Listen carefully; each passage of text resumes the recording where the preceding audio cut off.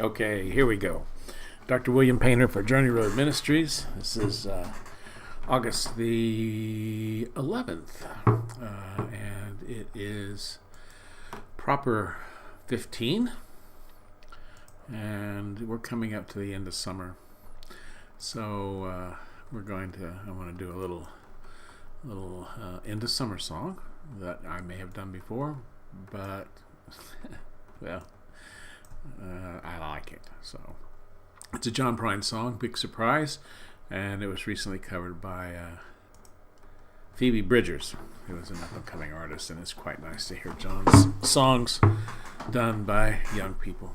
So here we go.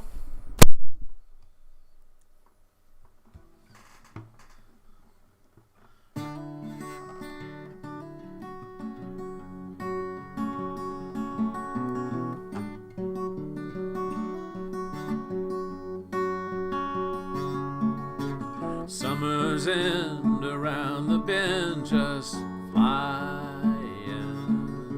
The swimming suits are on the line, just drying. I'll meet you there for our conversation. I hope I didn't ruin your whole vacation. Well, you never know how far from home you're feeling until you watch the shadows cross the ceiling.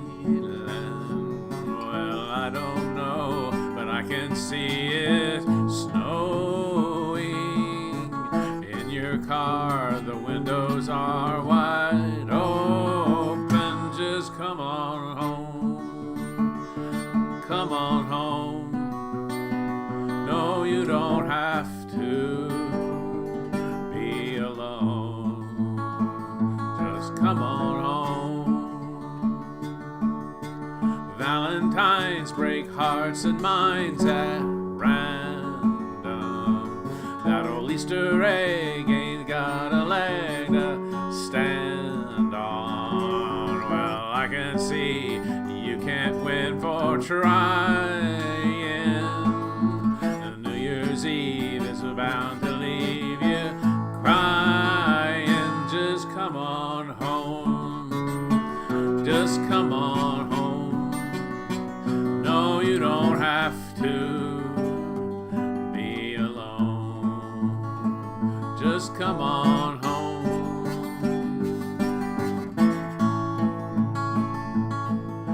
The moon and stars hang out in bars, just talk. I still love that picture of us walking. And just like that old house we thought was haunted, summer's end came faster than we wanted. Just come on home. Oh, come on home. No, you don't have to be alone. Just come on home. Please come on home. No, you don't have to be alone. Just come on home.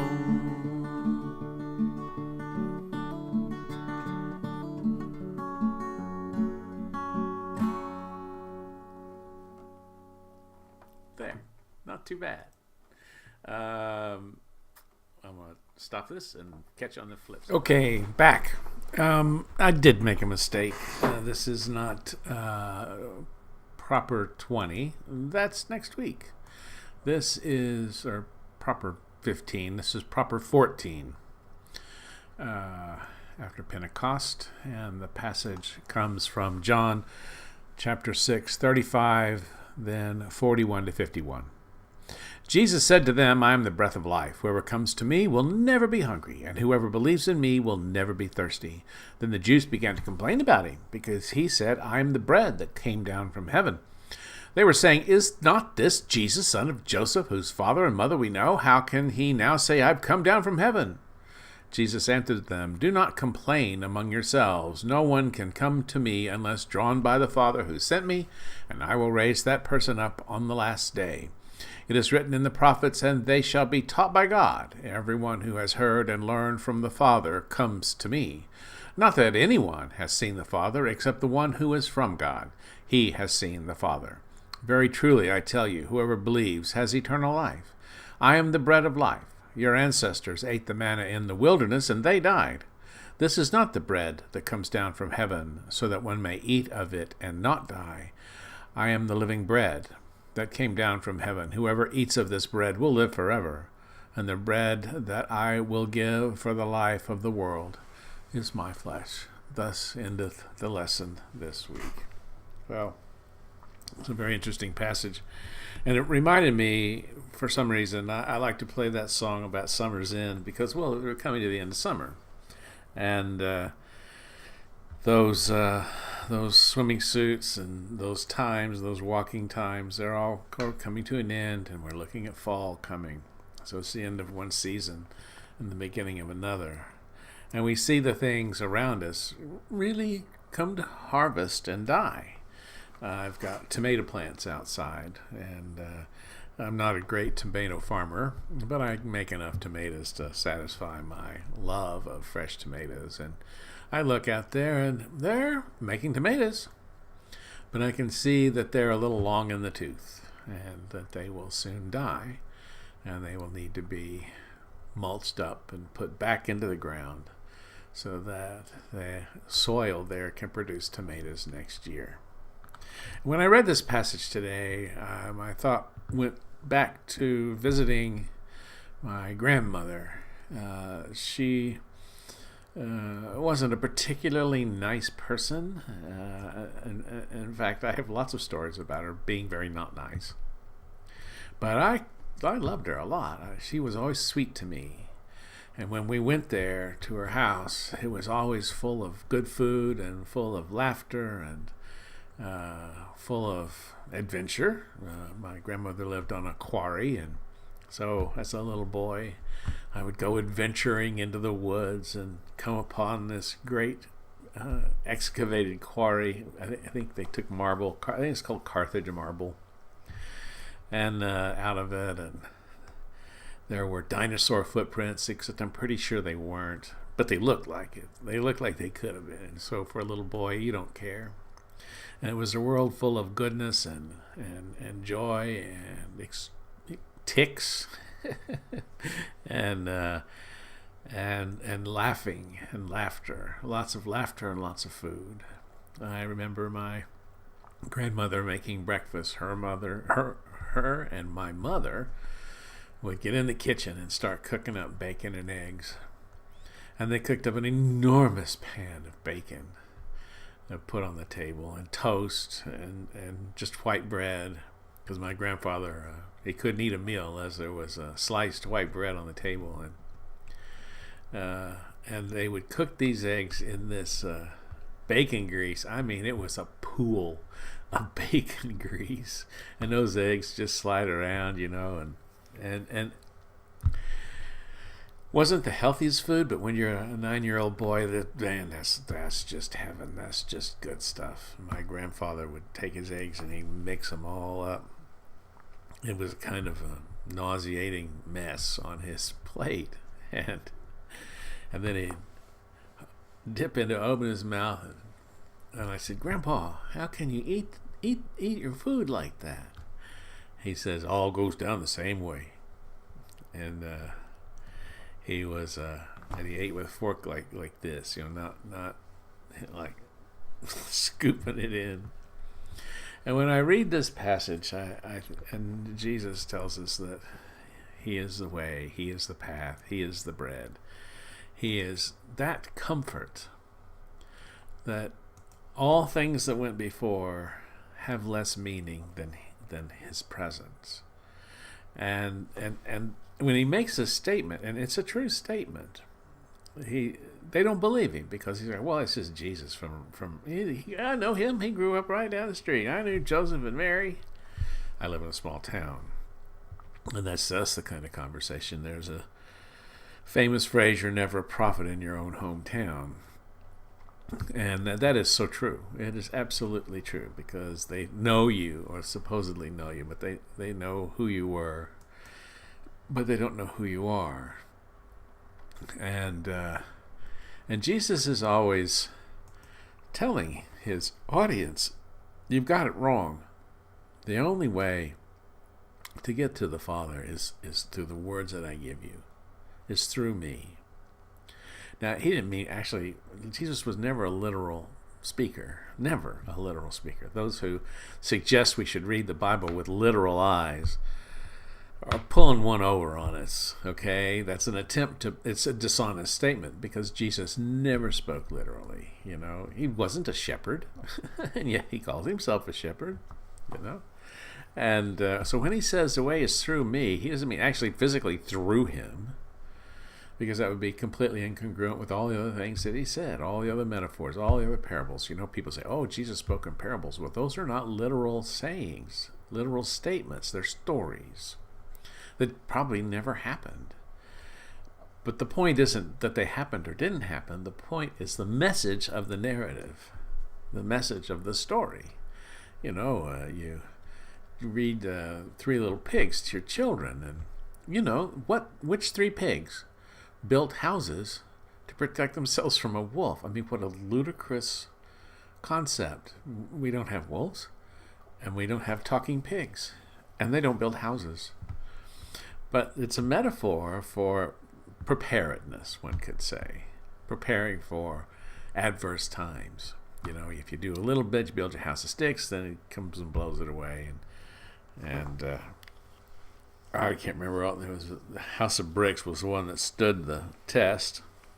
I can't remember all three. It's been a while since I've read children's stories. But the point is that you learn that a little bit of preparedness probably won't do you any good. A lot of preparedness will. And you do so to bring in your neighbors who didn't prepare as well as you did. That's the story of the Three Little Pigs. So when Jesus tells us this story about being the bread of life and being that which sustains us and that which we're not thirsty or hungry, I think of that time to my grandmother's house, because when I was there, I wasn't hungry, I wasn't thirsty, I wasn't lonely. I felt surrounded by people who cared about me and people who loved life a little bit. At least in those moments, they loved life. And I think we pay far too much attention to getting into heaven and leading the morally upright life and not breaking the rules, when in fact the person we supposedly follow, and I say supposedly because the people who say, oh, I follow Jesus, probably aren't, that person simply told us to love each other and love God. That's it. That's what he said. And everything else hangs off those two branches of that tree. And you can't get to that.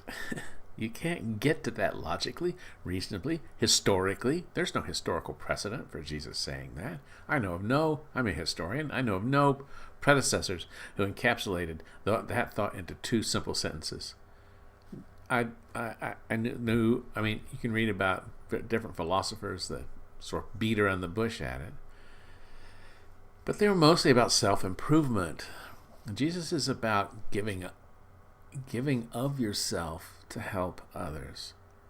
Help the people in prison. Help the people who are hungry. Help the Samaritans. Help the homeless. Help the immigrant. That's his message.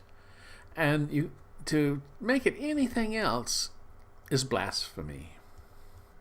And I'd rather they just say, we believe in the flying spaghetti monster. We're Pastafarians. I'd rather that they say that than to besmirch the name of a person who died, was murdered by the oppressing political and religious authorities for simply saying, love each other and love God. For that. He didn't steal, he didn't cheat, he didn't beat anybody up, he didn't murder anybody. He's up there on the cross with two thieves, and I think that and both the being crucified is a horrible way to die, not just for yourself, but it's a public statement. I mean, you can talk to him, I mean, like, you nail Jesus up, and he's like, he's up there for days, right? As he slowly drowns in his own body fluids. And you can talk to him. You can say, "Wow, man, how'd you get up there?" "Well, I stole a galleon, from a Roman consul, or I stole a pot from the local pot maker." They're up there with thieves, and that was their punishment, to be crucified, to drown, and so it was a statement not only to punish the person, brutally punish the person. He'd already been beaten and flogged, humiliated, but to be served as a living example. Don't do that again. Don't speak of love. Don't fight the authority. Don't fight the religious authority. Don't rebel against Rome. And actually, the result of the Jewish rebellion against Rome that happened later ended up with Jerusalem being burned to the ground by the Romans, because they broached no rebellion, or pushback, as we like to say today. They broached no pushback. It was their way, or the crucifixion way. So I think when we read this, and we hear this, and we think about this, I think about those, how Jesus represents those safe spaces in our lives where we're loved, where we can love, and where we are not hungry, and where we're not thirsty, because what sustains our soul is not bacon and eggs, but human love. Okay, with that in mind, have a nice end of summer. I guess I'll see you in 3 weeks. By then, it'll be practically fall. All right, good night.